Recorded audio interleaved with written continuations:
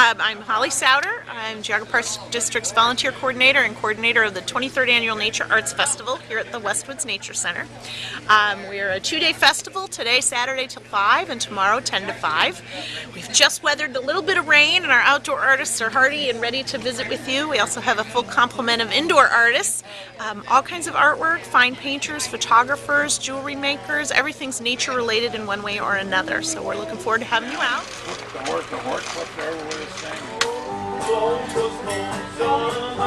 Sounds good.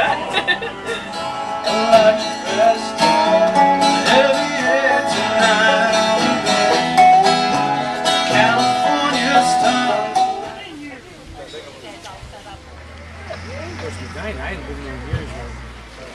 Because of the rain.